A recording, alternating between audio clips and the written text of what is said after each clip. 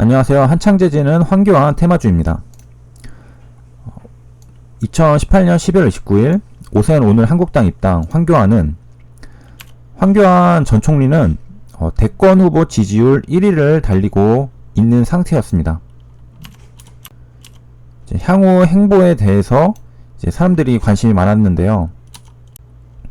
다양한 시나리오가 있었습니다. 대권으로 곧장 가느냐, 아니면은 신당을 창당해서 힘을 비축하고 세력을 키우고 다음 대권에 이제 진입을 하느냐, 여러 가지 이제 시나리오들이 있었는데요. 이 두 가지 다 현실 정치에 뛰어들 것이라는 공통점이 있습니다. 그래서 가장 이제 첫 번째로 현실적으로 이제 2월에 치러질 전당대회에 출마할 것이라는 관측이 있는데요.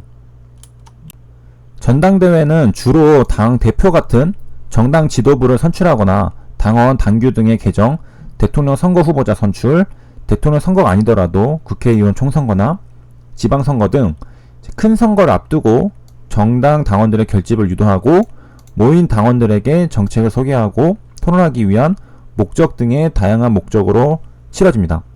보통 국민적인 관심을 끄는 것은 정당 지도부 선출, 그리고 대선 후보자 선출이 있습니다.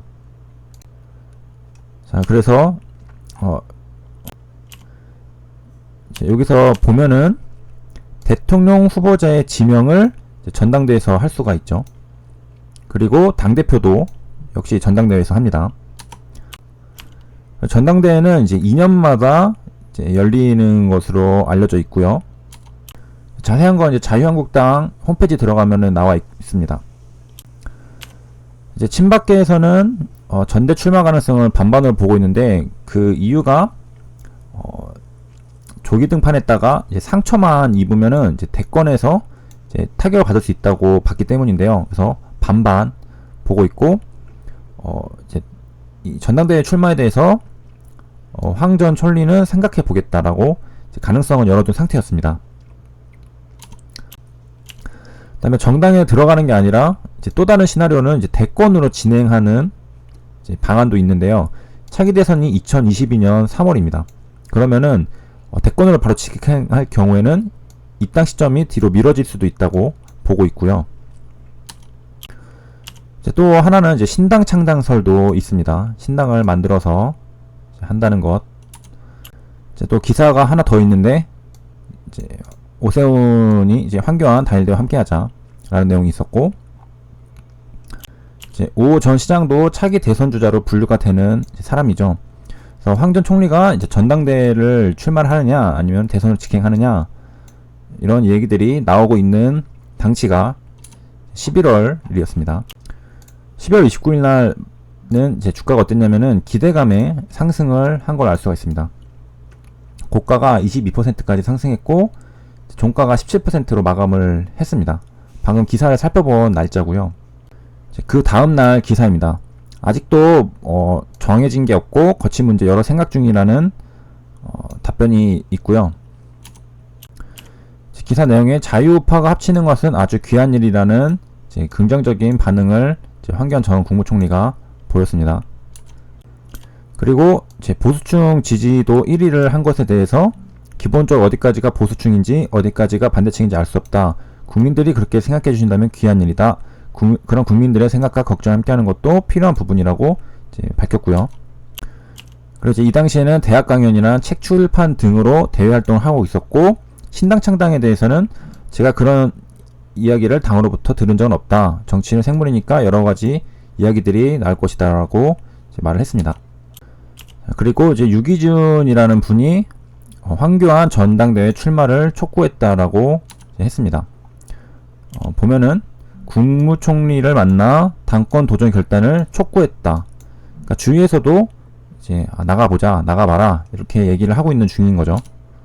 자, 이렇게 기대감이 물씬 있을 때 다음 날에도 상승을 했습니다. 고가가 27%, 종가가 19%로 마감을 했고, 이때 전고점을 이제 뚫고 상승했습니다.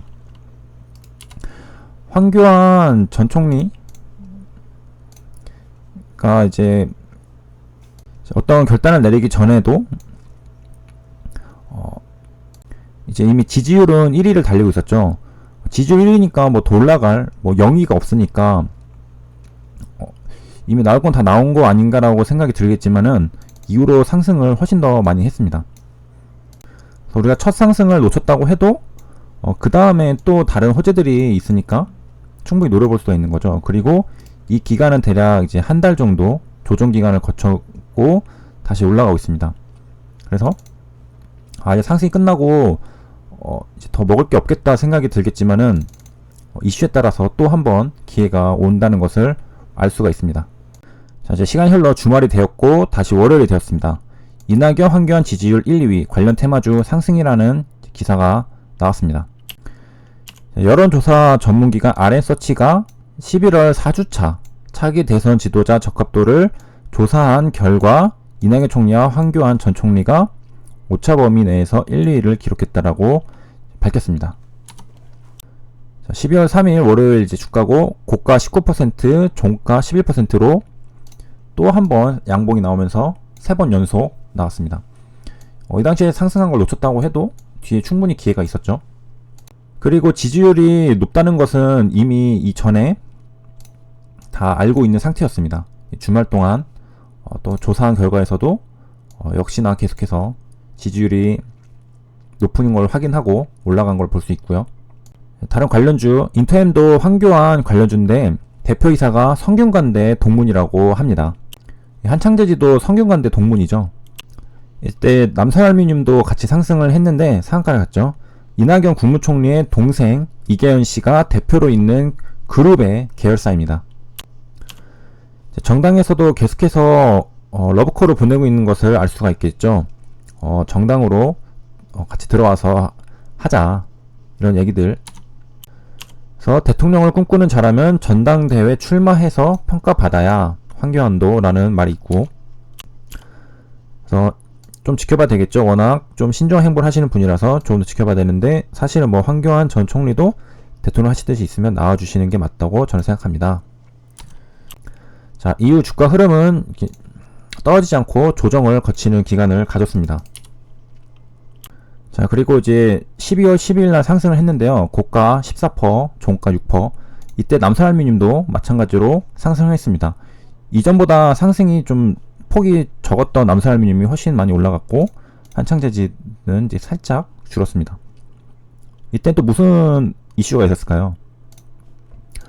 또 마찬가지로 설문조사가 나왔는데, 리얼미터에서 이제 오마이뉴스 의뢰로 한 지난달 26일부터 30일까지의 설문조사입니다. 여기에서 이낙연 총리가 15%로 1위, 상승폭도 더 높았죠. 그리고 황 전 총리가 12%로 2위를 했습니다. 다시 주가를 보면은 이제 고가 14% 찍었고, 남선알루미늄은 1위에 걸맞게 고가 26%를 찍었습니다.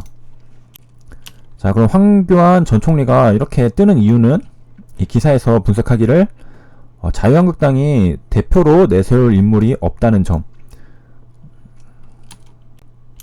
그래서 이제 잔류파 의원들이 황교안 총리를 자꾸 부각시킨다는 지적이 있습니다. 그리고 황교안 총리도 생각이 있는지 반응을 계속해서 조금씩 보여주고 있죠. 가능성을 열어두는 거죠. 제가 똑같은 말을 했네요. 여러가지 이야기를 잘 듣고 여러 생각도 하고 있다 라고 이렇게. 자, 그리고 주가는 또 흘러 12월 18일까지 이제 왔는데요. 여기가 고점입니다. 단기 고점. 한국당 당권주자들 관망송 젠걸음이라고 나왔는데요. 이때 홍준표 전 대표는 TV 홍카콜카를 유튜브 채널 개설을 했고, 이제 황 전 총리가 이제 뜸들이기를 하고 있다라고 이제 나왔습니다. 그리고 이 다음부터 주가는 이제 다시 조정을 받고 있고요. 또 이러다가 이렇게 위아래로 조정을 받고 왔다 갔다 했는데요. 이제 1월 11일 금요일 지나고 주말이 되었습니다. 이제 월요일 날 이슈가 있었는데요.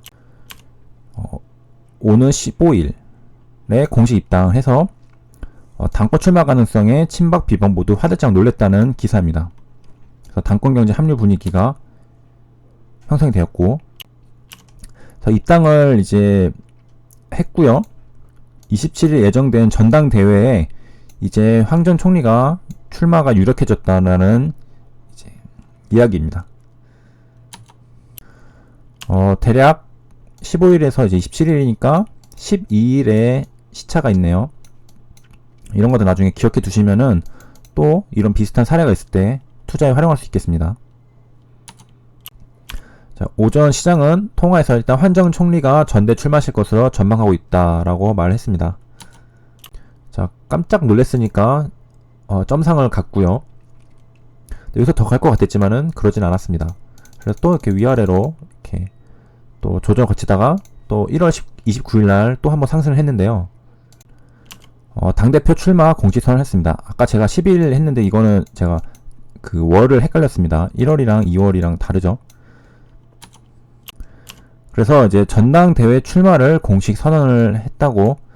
사실은 그 기존에 이제 뉴스 나오는 것들을 봤다면은 전당대회에 출마할 가능성이 높다라고 생각을 해볼 수 있었죠.